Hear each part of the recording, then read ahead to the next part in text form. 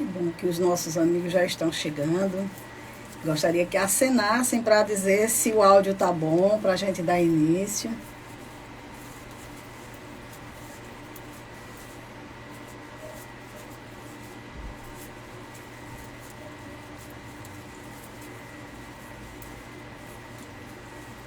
Vocês conseguem me ouvir bem?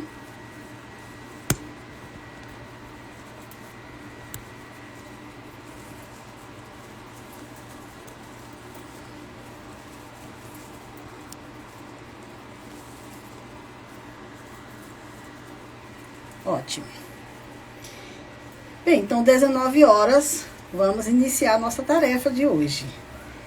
Uma tarefa para a qual fomos convocadas e somos muito gratas aos amigos do Centro Espírita Nosso Lar, de Teresina, pelo convite, pela oportunidade do trabalho e dizer que é um prazer, sempre que somos convocados para a tarefa espírita. Então nós vamos iniciar com a leitura de uma pequena mensagem de Joana de Ângeles, intitulada Ser Pai ou Mãe, que diz o seguinte: ser pai ou mãe é uma grande responsabilidade. Cada criatura traz o destino que organizou para si mesma em reencarnações passadas. No entanto, ela nunca deixará de assimilar os exemplos vividos no lar pelos pais. A primeira escola é, pois, o lar, e este, por sua vez, é o resultado da conduta dos esposos, que se deve esforçar para fazê-lo agradável, honrado e rico de paz. Abençoa o teu filho com as tuas palavras e conduta, fazendo-te amigo dele em todas as situações. Os filhos, como todos nós, somos de Deus, e prestarás conta do empréstimo que te foi concedido para educar. Então, com essa rápida mensagem de Joana de Ângeles, nós vamos fazer a nossa prece, rogar o amparo divino do nosso Pai Maior, do nosso Mestre amado Jesus e da equipe espiritual que coordena os trabalhos, as atividades da Casa Espírita Nosso Lar, assim como os nossos guias amigos que nos acompanham nessas tarefas, para que possamos ter momentos de reflexão, de orientação acerca da família trazido pelos Espíritos. E que possamos tirar bom proveito dos ensinamentos, tanto nós que vamos falar, como aqueles que estarão escutando também a nossa fala. Que sejamos claros, que Deus nos permita a clareza, o entendimento para todos. E em nome do nosso querido Mestre Jesus, nós vamos iniciar a nossa tarefa de hoje. Bem, amigos, a tarefa é falar sobre a responsabilidade dos pais junto aos filhos. E é claro que vamos buscar aqui na literatura espírita as orientações, porque na doutrina nós falamos de espíritos eternos, nós não falamos de seres materiais, nós falamos de seres espirituais que estão vivenciando aqui na Terra uma experiência na carne. E quando eu estava organizando esse trabalho, eu lembrei de um texto de Humberto de Campos, na obra Boa Nova, intitulada Jesus e o Precursor, aonde, lá pelas tantas do texto, a Maria conversando com Isabel, Maria que eu falo, Maria de Nazaré, mãe de Jesus, conversando com Isabel, sua prima, estava falando de situações que envolviam seu filho Jesus. E aí ela fala que estava um pouco apreensiva, porque ela percebeu em Jesus uma condição muito maior para a idade dele, né, com relação ao saber que ele trazia de Deus, e que houve um momento em que eles estavam no templo em Jerusalém, e Jesus estava falando com tanta sabedoria que os doutores da lei estavam todos abismados diante da fala dele, né? E então Eleazar, um dos sacerdotes, chamou José em particular e disse: José, mais ou menos nesses termos: cuidado com esse menino, porque parece que ele veio à perdição de muitos poderosos em Israel. Percebeu a grandeza daquele espírito e que ele trazia uma mensagem que com certeza iria trazer transtorno a muitas pessoas, iria chocar muitos daqueles que se achavam poderosos, donos da verdade e tudo mais. Então Maria ficou muito preocupada com essa informação e aí procurou José para juntos buscarem uma forma de proteger Jesus, para que ele não viesse a ter dificuldades, impedimentos na sua tarefa. E Jesus, percebendo toda aquela preocupação, chegou para Maria certa manhã, isso Maria narrando para Isabel, e disse: mãe, que queres tu de mim? Acaso não tenho testemunhado a minha comunhão com o Pai que está nos céus? E aí disse para Maria: mãe, toda preparação útil e generosa no mundo é preciosa. Entretanto, eu já estou com Deus. Meu Pai, porém, deseja de nós toda a exemplificação que seja boa. E eu escolherei desse modo a escola melhor. Então Jesus disse: se acalma, mãe. Eu sei da minha mensagem. Eu sei a que vim. Deus já me possibilitou esse trabalho. Eu estou preparado. Agora, também Ele é de acordo que toda exemplificação seja boa. Então, se isso te acalma, se isso para a posteridade, como nós estamos usando hoje, vai ser um exemplo, então eu vou escolher a escola melhor. Não precisa você me colocar em lugar nenhum. Eu vou escolher a escola melhor. E aí Maria diz que a partir daquele momento, Jesus se aproximou de José e lhe pediu com humildade que o admitisse em seus trabalhos. Então ele foi procurar José, o marido de Maria, aquele que aqui na terra era o seu pai, para pedir humildemente que ele o admitisse naquela oficina. E aí Maria disse que desde então, como se nos quisesse ensinar que a melhor escola para Deus é a do lar, a do esforço próprio, ele passou a trabalhar junto com José, aperfeiçoando as madeiras da oficina, empunhando o martelo e a enxó, enchendo a casa de ânimo com a sua doce alegria. E eu fiquei viajando nesse quadro. Já pensou Jesus na sua juventude, ali na oficina com José, aprendendo com alegria toda aquela arte, junto àquela criatura, observando, porque Jesus não necessitava de educadores de maneira nenhuma, para a missão dele não. Mas como a mãe, Maria, cogitou de entregá-la aos educadores do mundo, ele escolheu viver aquele período consagrado à educação, ao lado daqueles que assumiram a condição respeitosa de mãe e de pai aqui na terra. Então Jesus, um ser superior, fez isso. É claro que os nossos filhos não estão em condições de escolher como seria a sua educação. Então aqui a gente começa já a perceber a importância do lar, a importância dessa educação, desse ambiente familiar. E o Espírito André Luiz tem uma fala bem interessante quando ele diz que o lar é o mais vigoroso centro de indução que conhecemos na Terra. E que o espírito reencarnado, no período infantil, recolhe dos pais os mapas de inclinação e conduta que lhe nortearão a existência, em processo análogo ao da escola primária. Então, centro de indução, poderoso centro de indução. Porque é lá dentro do lar que aqueles filhos observam os pais, os comportamentos, as atitudes, os gestos, como eles se comunicam, como eles resolvem, qual a dinâmica da família. E isso vai formando esses mapas de inclinação no jovem, naquela criança, de tal forma que vai nortear a conduta dele no futuro. É justamente por observar aquele lar, a dinâmica do lar, do pai, da mãe, daquela convivência entre os irmãos, que ele muitas vezes transfere tudo isso para o seu lar, no futuro, numa vivência equilibrada, numa vivência organizada. E a gente lembra que as crianças, hoje quase não se vê mais isso, mas as crianças, se era homem, observava o pai barbear, se vestir, queria copiar o jeito do pai. Se era uma menina, estava observando a mãe se vestindo, se maquiando, se arrumando e tudo mais. Isso porque a criança tinha aquela oportunidade, aquela convivência, como muitos, graças a Deus, ainda têm. Mas se os pais estão ausentes, se os pais não têm tempo para esse momento, se os pais optaram por viver fora de casa, muitas vezes uma opção que a palavra não seja nem essa, porque por necessidades, né? Se colocam ausente de casa, de quais os mapas de inclinação que essas crianças vão recolher? Muitas vezes daqueles com os quais convivem.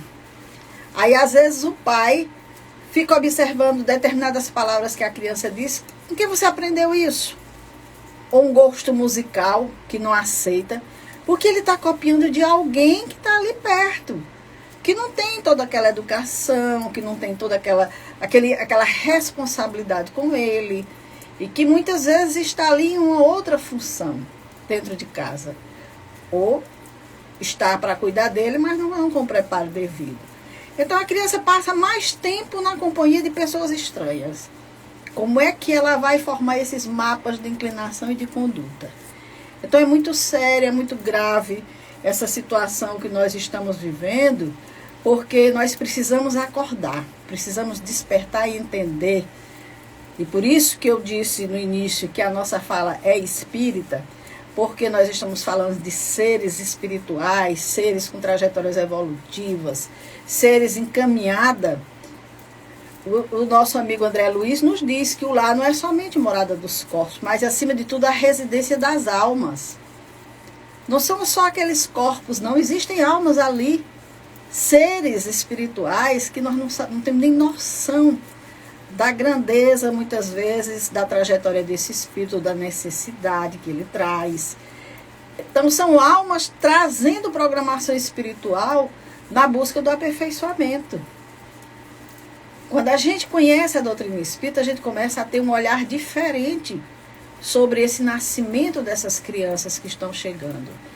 Até tempos atrás, quando não conhecíamos a doutrina espírita, estou falando por mim, eu não tinha esse olhar. As crianças chegavam porque chegavam, e a gente cuidava a partir dali. E hoje a gente sabe que não, são almas que vêm trazendo uma programação espiritual. Elas vêm em busca de aperfeiçoamento. E olha que responsabilidade, Deus nos entregou aqueles seres. E aí nós vemos no Evangelho segundo o Espiritismo, no capítulo 22, os Espíritos dizendo que quis Deus que os seres se unissem não só pelos laços da carne, mas também pelos da alma, a fim de que a afeição mútua dos esposos se lhe transmitisse aos filhos, e que fossem dois e não um somente a amá-los, a cuidar deles e a fazê-los progredir. Esse pequeno, grande ensinamento aqui do livro do Evangelho traria para a sociedade um equilíbrio, uma organização que nós não temos noção. Porque, veja bem, não é só pelos laços da carne que as criaturas têm que se unir. Essa união pelos laços da carne não tem afeição entre os esposos. Então, o que eles vão transmitir aos filhos? Que tipo de afeição? Daí, muitas vezes, a junção se faz para que o filho venha, mas dali em diante um cuida só. O outro segue adiante. Que é isso que a gente vê no cenário da família nos dias de hoje, se modificando muito rapidamente. E as crianças vão ficando carentes, sem amparo, porque muitos homens, eu vou falar os homens, mas também vou falar das mulheres, muitos homens, quando desfazem a relação conjugal, parece que desfazem também a relação paternal. Abandonam os filhos, não querem mais saber, não tem mais o cuidado, o zelo, o carinho. Entrega à mulher toda a responsabilidade, desde o cuidado, da manutenção dos filhos, da educação. E muitas vezes a mulher não tem condições de assumir tudo isso sozinha. E muitas mulheres também justificam o abandono dos filhos, porque ele não é só meu filho, se ele pode seguir a vida adiante, eu também posso seguir a minha. E como fica a criança nessa situação? Ela foi convidada. Ela foi um momento muito antes que eles reencarnassem, um projeto de vida para eles. E não importa o que aconteça com o casal, se o casal vai adiante, se não vai, a responsabilidade dos pais na educação dos filhos permanece. Não acaba quando acaba o relacionamento do casal. E isso é o que os casais precisam entender. que mesmo separado, prossegue a tarefa educativa de seus filhos. Agora, precisa existir um acordo, precisa existir uma conversa, porque nós sabemos que muitas situações aí, os filhos são utilizados como verdadeiras armas de vingança. Que um não permite que o filho se aproxime do pai ou da mãe, aquelas situações que nós chamamos aí síndrome de alienação parental, né? Que graças a Deus a justiça já está aí tentando impedir esse tipo de atitude para que as crianças não fiquem nesse jogo no meio dessa situação. Então o que acontece? Tudo isso porque os seres humanos, nós os seres humanos ainda não temos noção da responsabilidade que nós assumimos diante de Deus, diante da vida, quando recebemos esses seres. E aí nós temos na questão 582, Kardec perguntando se pode se considerar como missão a paternidade. E a maternidade também, aqui a gente inclui, né? E os Espíritos dizem que é a verdadeira missão. E é também grandíssimo dever. Porque missão se dá para alguém que você acha que ela tem condição de realizar. Então nós temos um dever. A responsabilidade nossa quanto ao futuro dessas criaturinhas que estão sendo entregues a nós. Deus nos colocou como pais não por acaso. Não adianta a gente dizer, mas eu não posso, eu não tenho condições. Se nós temos, Deus não se engana. Se Ele nos colocou num lar, e para Ele permitiu a chegada desses espíritos, é porque nós podemos. E nos ajudou muito, muito bem, facilitando a nossa tarefa, como nos diz os espíritos, porque nos entregou bebezinho. Uma criancinha ali que a gente vai poder moldar. Não é um ser que já vem com todos, se bem que hoje as crianças desde muito cedo já dizem quem são, né? Mas nós temos um tempo aí para observar essas crianças, para perceber quais são as tendências que elas trazem, quem é aquele ser que está chegando ali na nossa casa, e daí em diante a gente poder educar, encaminhar essas criaturas para a vida. Porque a influência que o pai exerce sobre os filhos desde o nascimento, nos dizem os Espíritos na questão 208, é muito grande. Os pais têm por missão desenvolver os seus filhos pela educação. É uma tarefa que lhe foi dada por Deus. E vão ser extremamente culpados se vierem a falir no seu desempenho. Então veja bem, nós vamos responder por isso. O Evangelho nos diz, o que fizeste daqueles seres que te entreguei? Então, se nós temos por missão desenvolver os nossos filhos pela educação, não precisa que a gente seja aquele ser letrado, intelectualizado, como nós temos visto. Muitas criaturas humildes, que educam tão bem os seus filhos, que moralmente essas criaturas crescem e se conduzem na vida e depois encontram o seu momento de intelectualidade, de potencialidade para a vida e tudo mais, tudo em função daquele aparato que recebeu dos pais, daquela educação que recebeu dos pais. Então, nós vamos ser severamente responsabilizados. O Espírito André Luiz, na obra Os Mensageiros, nos fala, lá no Ministério do Esclarecimento, de pavilhões de escolas maternais. Olha, veja bem como é responsabilidade. Como a gente não pode achar que só aqui na Terra veio... Não é nem animal que a gente tem e chega um certo tempo, abandona e deixa que ele siga a vida de maneira nenhuma. As mães e os pais que não cumprem a sua tarefa como deveriam, quando chegam no mundo espiritual, o que acontece? André Luiz diz que examinam o quadro de tarefas perdidas e recordam com lágrimas o passado de indiferença ao dever. E a misericórdia divina é tão grande que tem lá uns pavilhõezinhos de escola maternal e paternal, que é para nos reeducar no mundo espiritual, nos ajudar para que a gente possa retomar a tarefa no outro momento, para que a gente possa reencarnar novamente, receber aqueles seres, muitas vezes em situação tão difícil, porque nós não soubemos aproveitar bem o momento, não fizemos, fracassamos na nossa tarefa. Então, André Luiz nos diz que paternidade e maternidade dignamente vividas no mundo constituem sacerdócio do mais alto para o espírito reencarnado na Terra. Então a gente corre atrás de títulos, a gente corre atrás de tantas coisas, mas olha, a paternidade e a maternidade é o sacerdócio dos mais altos para o espírito reencarnado, para nós. Porque nós estamos, através dele, trabalhando a regeneração e o progresso de espíritos que precisam vivenciar essa experiência, que precisam aprender, não vieram aqui por acaso. E aí Emmanuel nos lembra que aqui na Terra não tem instituto destinado à preparação de paternidade e maternidade responsáveis, não. Realmente não tem. Porque, veja bem, os nossos jovens estão assumindo família sem saber nem o que seja família.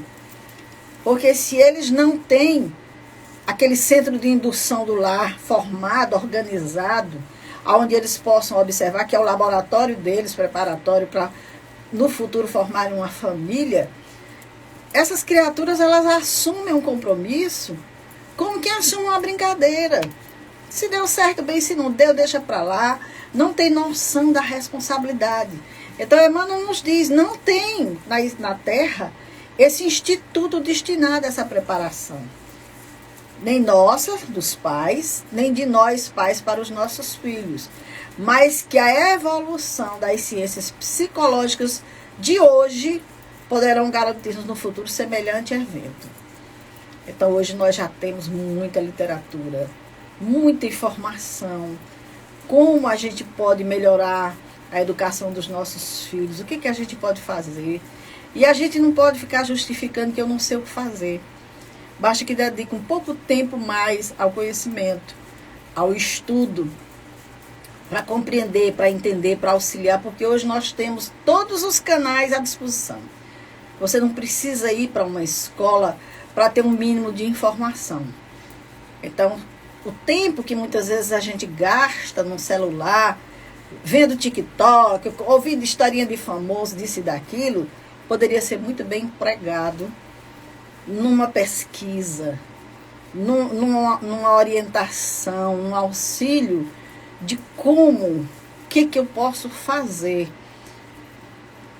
mediante esses quadros que estão se instalando na minha família. O que eu posso fazer para ajudar meu filho, como educar nesse ou naquele sentido e tudo mais. Então, esses institutos do mundo, Emmanuel diz que pode até instruir.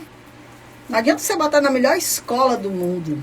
Seu filho só vai receber instrução. Mais nada. Educação mesmo, só a família. Só a família.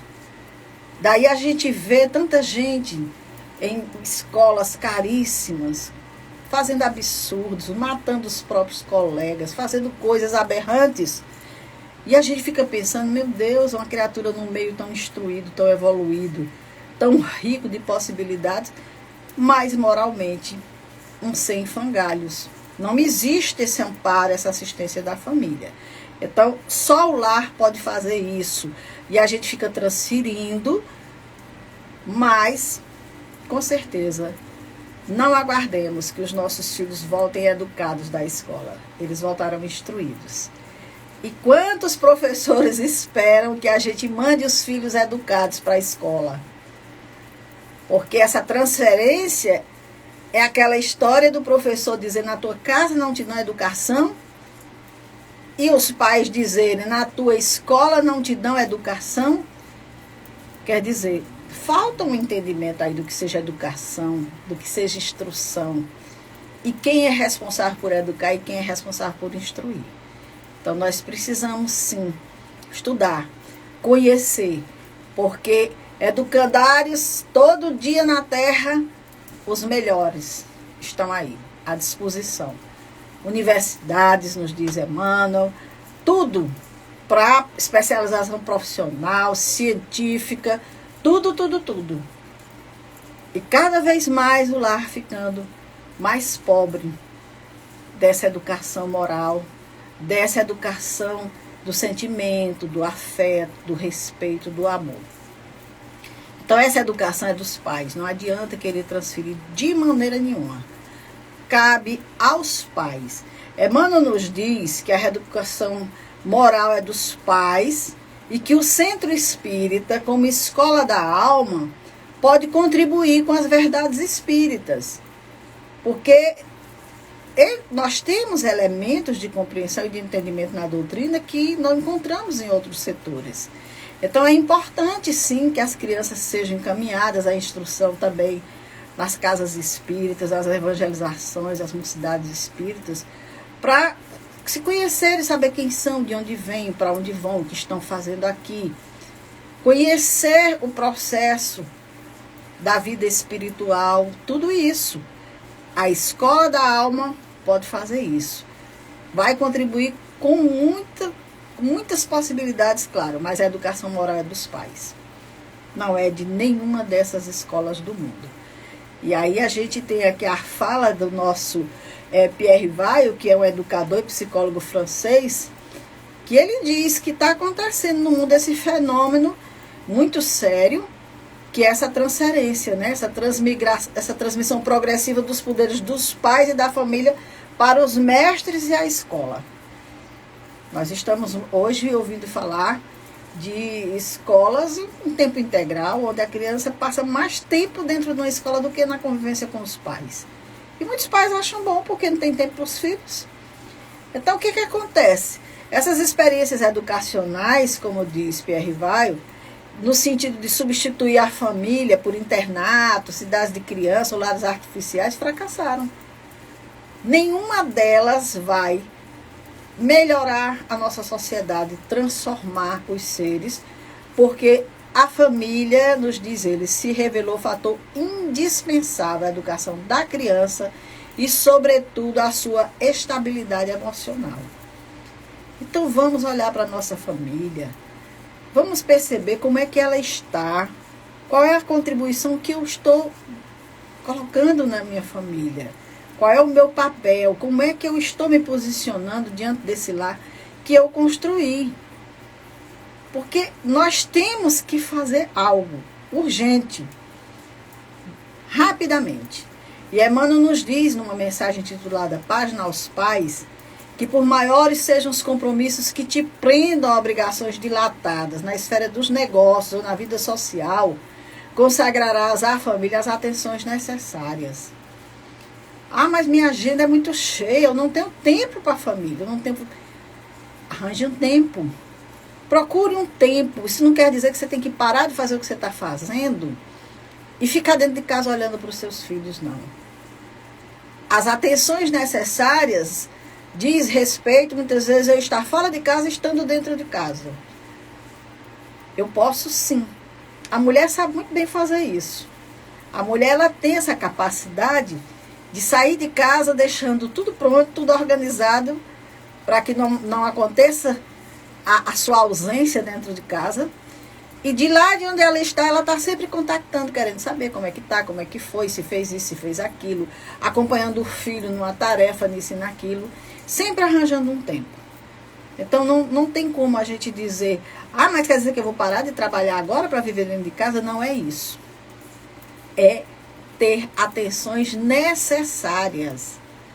É não saiu de casa e desligou, apagou a casa da mente, não. De maneira nenhuma. Diz Emmanuel que o lar é o refúgio que o arquiteto te planeou. Que Deus, baseado nas nossas necessidades, nas necessidades desses espíritos, organizou, estruturou, com todos os recursos indispensáveis a nossa melhoria e nessa nossa transformação. É por isso que dentro dele a gente encontra os corações que as leis de Deus te situam temporariamente o espírito. Olha aí a fala de Emmanuel, para que a gente aprenda a ciência da alma no intervalo doméstico. Então o nosso lar foi planejado por Deus. Aquelas criaturas que estão ali são as criaturas certas. Não foi por acaso que eles foram parar ali ou que nós estamos ali naquela situação de jeito nenhum. Agora nós precisamos atentar, porque muitas vezes, nos diz Emmanuel, que no devotamento dos pais, os nossos filhos são joias de luz. A gente termina achando que aquele serzinho parece que é uma página em branco. E se esquece que muitas vezes nós estamos recebendo espíritos com dificuldades muito grandes, com falhas morais muito grandes, com vivências do passado assim muito comprometedoras, espíritos muito frágeis, precisando de um apaziguamento, precisando de uma brandura, precisando liquidar débitos. E aí Deus nos entrega no colo, porque nós, com certeza, tivemos uma vivência também com esses espíritos, temos a responsabilidade diante da sua trajetória, das suas necessidades. Então, Emmanuel nos diz para a gente prestar bem atenção quais são as indagações infanto-juvenis dos nossos filhos, para a gente ficar atento. O que eles externam, o que eles já começam a manifestar, o que eles já começam a dizer quem são. Louvar os projetos edificantes. Aquela coisa, muitas vezes, da gente não valorizar muito as tendências da criatura, que chega e que já vem com um projeto para ser esse ou aquele. Eu digo, não, isso aí não tem nada a ver, você vai ser isso aqui. Vamos ficar atentos, vamos prestar atenção. Vamos estimular o ânimo dessa criatura, principalmente pela prática do bem, nos diz Emmanuel. E diz também, não abandones teus filhos à onda perigosa das paixões insofreadas, sob o pretexto de garantir-lhes personalidade e emancipação. Nós estamos colocando os nossos filhos, emancipando assim, muito cedo, soltos na vida, na rua, achando que já cresceram, sem experiência nenhuma de vida, sem saber como se posicionar diante de determinadas situações.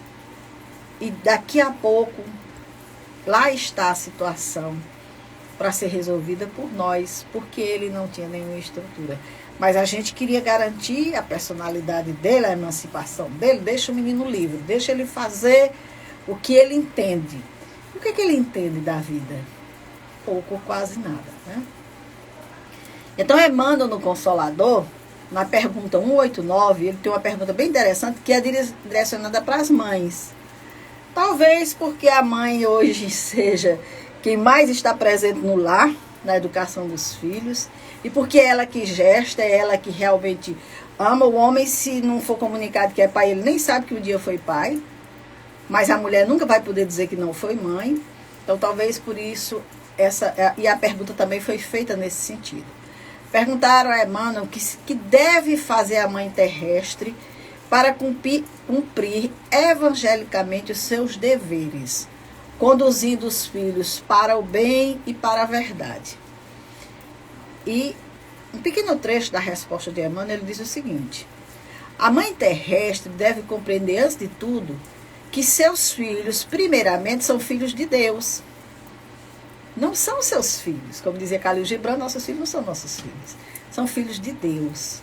E desde a infância, deve prepará-los para o trabalho e para a luta que os esperam.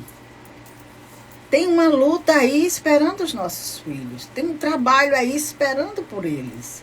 Então, desde os primeiros anos, deve ensinar a criança a fugir do abismo da liberdade. Olha aí, abismo da liberdade. Controlando-lhe as atitudes e concentrando-lhe as posições mentais, pois que esta é a ocasião mais propícia à edificação das bases de uma vida. Nós estamos vendo jovens desencarnando tão cedo, meu Deus, já na marginalidade, já na criminalidade, porque foram colocados porta fora de casa, sem nenhuma assistência, sem nenhum entendimento. Então, às vezes, jovens muito difíceis. Mas será que não foi por acaso que esse filho foi para aquele lar? Não tinha alguém lá que teria que ser responsável por isso? Então, Emmanuel nos diz, não adiemos o momento de falar-lhes e ouvi-los, pois a hora da tormenta de provação na viagem da terra se abate, mais dia menos dia, sobre a fronte de cada um. Então, vamos conversar com os nossos filhos, vamos ouvir o que eles têm para dizer, porque essas provações na viagem da Terra, quer dizer, esse momento em que os nossos filhos vão ser chamados a responder ceitil por ceitil diante da vida, vai chegar na vida de qualquer um, como teste de resistência moral. E se eles não estiverem preparados, como é que vai ser? Aí Joana diz que esses espíritos necessitam de apoio e de discernimento, de orientação familiar, porque lhes falta a experiência que melhor ensina os rumos a seguir em qualquer tentame da vida. Então, será que nós estamos cumprindo realmente o nosso papel como deve ser? E aí Emmanuel diz: persevera no aviso e na instrução, no carinho e na advertência, enquanto o ensejo te favorece. Porquanto muito dificilmente conseguimos escutar-nos uns aos outros por ocasião do tumulto e da tempestade. Vamos aproveitar o momento para avisos, para instruções, com muito carinho, passar essas advertências, porque ninguém consegue nos escutar no momento do tumulto ou da tempestade, quando as coisas já estiverem acontecendo. E ainda porque ensinar equilíbrio, quando o desequilíbrio já se instalou, significa, na maioria das vezes, trabalho fora de tempo ou auxílio tarde demais. Olha aí, ensinar equilíbrio, quando o desequilíbrio já se instalou, quer dizer, a gente não viu nada do que estava se passando em torno de nós. Agora a situação está grave, agora eu vou ensinar a equilibrar, não tem como. Agora já passou, é fora de tempo. O auxílio ali já chegou tarde demais. Então que a gente aproveite esses momentos, porque os pais, eles têm a capacidade de auxiliar os filhos muito cedo, a partir desse momento de socialização que o lar possa promover. Aquele momento de receber os amigos dos filhos, que muitos de nós nem conhecemos, sabemos nem quem são os nossos filhos, porque os nossos filhos agora se encontram porta fora. Promover esses ambientes onde os pais possam estar ali junto com os filhos, com os amigos, conhecendo quem são, as ideias, os pensamentos, porque diz Emmanuel que justamente dentro dessa harmonia e dessa felicidade doméstica é que eles elegerão aqueles que lhes sejam semelhantes e formarão o seu grupo dentro dos mesmos padrões familiares. Então, aquele jovem, dentro daquela estrutura de socialização que a família monta, de estar todo mundo junto, todo mundo em harmonia, em equilíbrio, sempre a família ali se organizando, os laços se expandindo e tudo, ele vai terminar formando a sua família dentro dos mesmos padrões que ele vivenciou. Mas, infelizmente, muitos há, no entanto, que mais cuidam de aprumar as árvores do seu jardim, ou seja, mais cuidam dos seus interesses materiais e de fazê-las dar bons frutos em abundância, do que de formar o caráter de seu filho. Se este vier a sucumbir por causa deles, suportarão os desgostos resistentes dessa queda e partilharão dos sofrimentos do filho na vida futura, por não terem feito o que lhes estava ao alcance para que ele avançasse na estrada do bem.